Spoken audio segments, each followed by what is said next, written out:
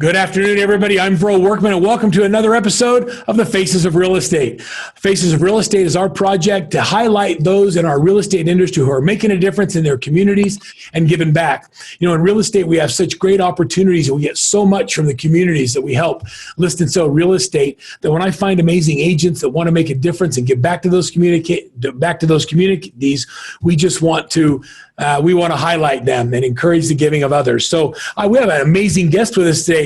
Stacy Schwenk from Michigan is here with us today. Stacy, welcome, and I'm so glad that you're here. Hi, thank you. Glad to be here. So Stacy, as we jump right in, tell us a little bit about yourself. Like, where are you in the world, and a little bit about your community. So I'm with Remax Elite Group in Sturgis, Michigan. I live near Centerville. I've been doing real estate for 20 years now. I've been licensed for 16, and I just love it. So when you say 20 years and you look like you're about 25, so you started when you were 7 or 8, or? I started when I was 16, and I was an assistant for 2 different agents at Remax when I started. And then I got my bachelor's degree and my real estate license all by the time I was 20, and been going ever since. All right. So what did you get your degree in? Business administration. Yeah, I have a daughter she's a sophomore at Utah State, and she's really having anxiety about, not knowing what she wants to go into. She almost is paralyzed by her inability to choose. And I'm like, doesn't matter. Just take classes till you find something that interests you. Yeah, something will pique her interest. Yeah. I keep hoping for that, but she's like, she took this semester off because of COVID. She's like, you know what? I don't want to go away to school and then do all my classes virtually. Yeah, I don't blame her. Yeah, I know. It's a weird thing. It's a weird world we're living in. How's your business been through all of this? Michigan got hit pretty hard. It was kind of weird at first, and nobody knew what to think, I don't think, at first. But then I think maybe a month or maybe 2 months into it, everybody was like, we're ready to buy houses. So we've been selling. It seems like right now what we're feeling is our spring market is happening in the fall. Are you feeling that too? Yeah. The last month or so, and maybe a little before that, started picking up, and it hasn't slowed down. So I got off the phone with one of my clients this morning, and we were talking about a mortgage business, and he said, we just had our biggest month in our history with 80 closings. And he said, my name wasn't next to any of them. Think about that business model. Wow. So he bought a house in Florida, and he's going to start another team in Florida. It's kind of fun to see that kind of growth when, and he's like you are, he's a big giver. He likes to make a difference in his community, and a lot of his success, he relates back to all of the things that they've done to give back to their communities. And I think that's so fun. So tell me about your family. How many of you are there? Well, I'm married, and we have 2 kids. My son just graduated from high school, and daughter's 11. She's in 6th grade. So okay, I have I can pretty much relate to anybody. I don't know if you know this. I have 6 kids, and mine go from 30 to 12. Wow. So I have an 8th grader. I have one that's a sophomore in high school, and then a sophomore in college, and then the other 3 all work here at our company. Well, never a dull moment then. Yeah, it's always wild, and there's always a birthday. Okay, so kind of fun with your family. Your kids are at great ages. What's your son going to do? You know where he's headed? Well, right now, he's not so sure. He's thinking about going into trades, the electrician program, possibly. But he might still just work for our family business. We have a business as well, so he might do that. So you're an entrepreneur. What other businesses are you in? Well, my husband's a part owner of a seed corn bagging facility. There's a lot of seed corn in our area, and he's been doing that his whole life. So seed corn is different than the corn we eat. Correct. And don't ask me all the details. I don't even understand. Yeah, I don't know anything about it. That's just like, I've never met anybody that has a seed corn business. That's kind of cool. Yeah, well, you could come tour it. It seems like whenever I go to Michigan, it's in the winter and it's always frozen. And I keep telling them that I only want to come in the summer when I can fish, because you have so many beautiful lakes. There you go. We have a lot of lakes around here. Yeah. Yeah, that's really fun. Okay, so talk to me a little bit about St. Joseph County and the area that you serve for real estate. Like I said, it's a lot of agriculture, a lot of lakes. So It's pretty rural, I would say. We only have about 60,000 in our county, so. Wow. So when you're driving from showing to showing, is it usually like a long road trip? You probably liked COVID because you can do it all virtually. Yeah, well, we didn't do a lot of showings virtually, but some. And then, I don't know, but between showings, it's usually half hour, maybe 20 minutes, just depends. So door knocking is not a big thing where you are because you No, have to knock a door, drive to the next one, knock the door. right. Well, that's fun. I think of all the different ways to be successful in real estate, and the more spread out you are, there's just a different dynamic to working that kind of a business. It is different.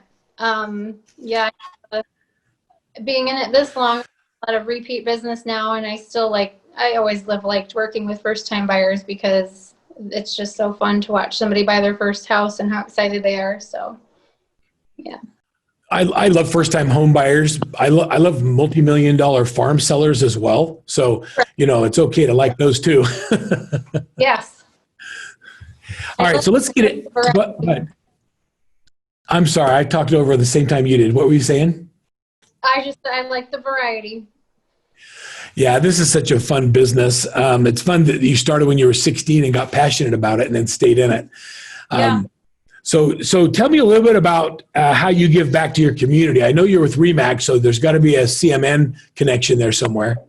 Yep, I've always donated to CMN every year, every check that I've ever gotten from RE/MAX, and then we have our local St. Joe County United Way. We're pretty involved in that, and then I started in 2016. I started Stacy's Kicks for Kids, and we fundraise and purchase shoes and boots for local kids that are in need.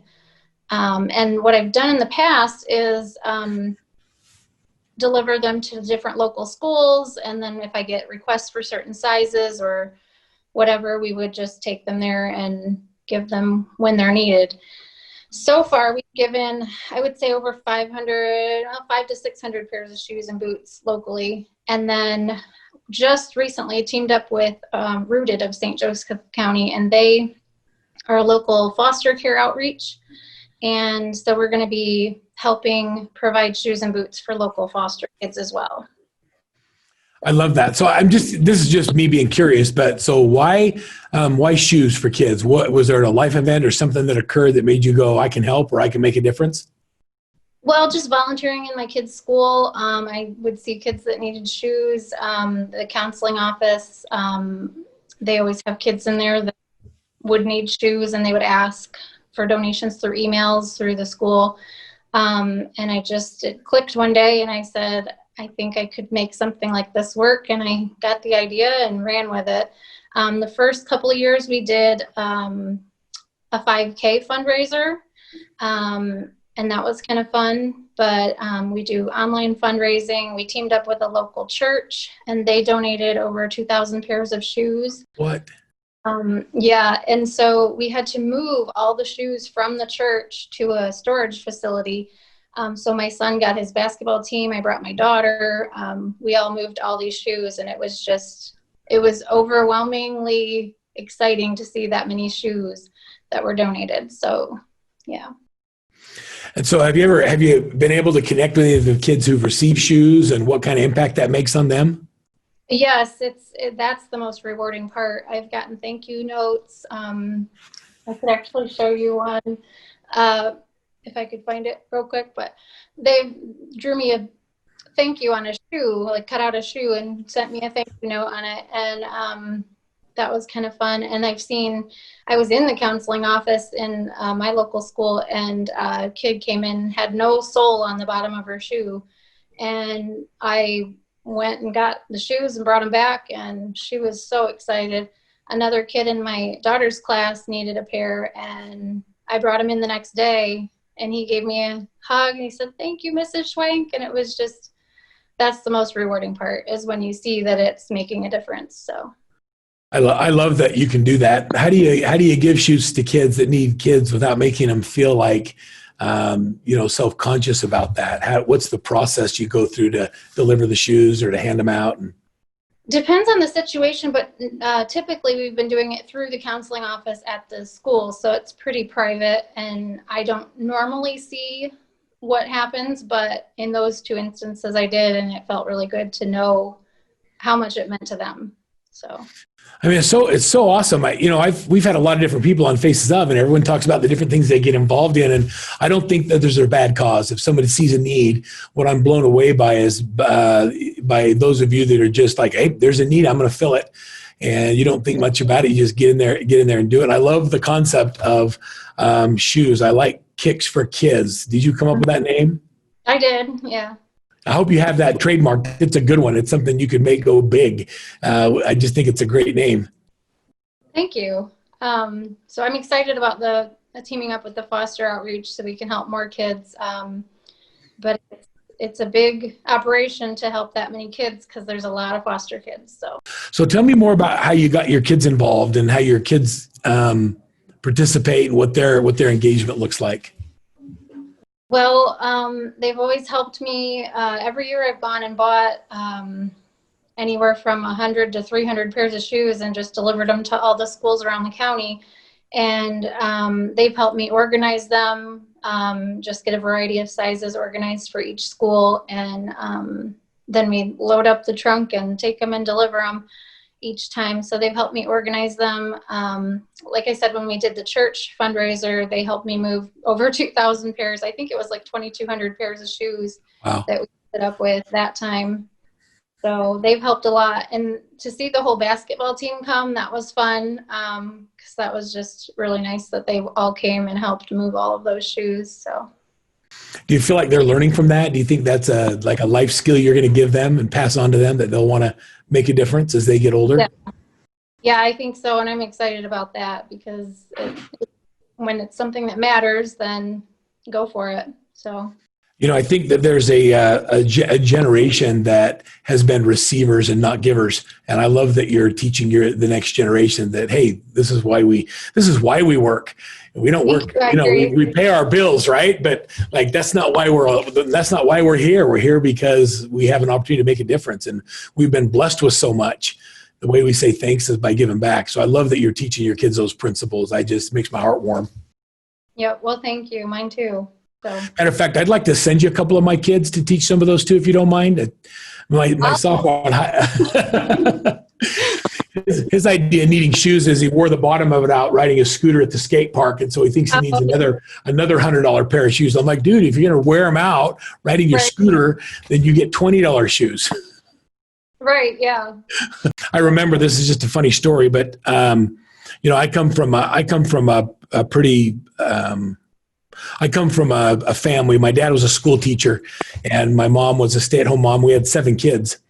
And I remember my dad was disabled when I was very young. So I come from poverty, and we grew up on church welfare. And I had a lot of people that made a difference in our family's lives. We just I grew up and was able to play sports or have things because of the generosity of our community. And so we just had an amazing neighborhood and church group that just all gave. And I remember one time going to see my dad at the nursing home. And this is when I first started having children. We were a young married family. And he said, now, son, I want you to remember to save your money. And I said, okay, Dad. He says, because I remember taking all 7 kids to the store, and it cost me $100 to buy shoes for all 7 kids. Yeah. Wow. How would that be if you could buy 7 shoes for $100? Yeah, that's a pretty good deal. Now it's maybe 2. Yeah, right. That's right. I'm like, my kids need to see that on video. I wish I would have that recorded so he could see how hard my dad worked so he could put, shoes on the 7 kids as a school teacher. It wasn't an easy thing. Yeah, I bet. And so I think there's a lot of people in our communities that need that. And I think it's so cool. So some of the things you've done, how do you go about getting people to donate? You mentioned a couple of them, but let's give some of our listeners 2 or 3 really good ideas that have worked the best at gathering shoes and then finding a way to distribute. I love that you're working with the schools and the counselors. Mm-hmm. So the Facebook advertising for the fundraiser has helped. We get the PayPal donations, the fundraiser on Facebook, the church donations. like the 5K we did in the past. So a lot of different ways that we've raised funds, and then I just get, just from people that know about it, they donate. I have several that donate every year, just send me a check. So I go buy shoes or boots. So are you always doing new shoes or boots, or people donating their hand-me-downs? What's the model? they're all new. So every kid, can be excited about a new pair of shoes, because some of them have never had a new pair. So one of my kids' soccer clubs did a hand-me-down cleats program where everybody turned in the cleat, because they grow out of them before they wear them out anymore. And there were hundreds of pairs of cleats that were just given away to other kids that, didn't have the money to buy cleats and stuff like that. So I was wondering if you're doing new or used. Do you all new shoes? Wow. Yep. And I wouldn't mind doing, some used, but it's, like I said, just exciting for each kid to get a new pair. So we've just stuck with that. So. I think of my kids when when they get their new shoes and they want to wear them home, and they tie them up and they jump, they run and they jump off of things, and it's an exciting thing to get a new pair of shoes. I love the joy that you're bringing into these little kids' lives. Oh yeah, especially for some of the foster kids that come, to foster care with nothing, and literally they have no clothes and no shoes, and they have to have something. So it's nice that we can give them a new pair. I love that. So what are your plans going forward? What are the big plans? What's next for you? We're going to try to do another fundraiser through the church for winter boots, because winter's obviously coming quickly, and try to get stocked up on those for the schools and the foster kids and everything. So that's the next step. So that's awesome. So that's coming up next. Do you have plans to grow this outside of your community? I mean, I think Kicks for Kids is massive. It's a great name.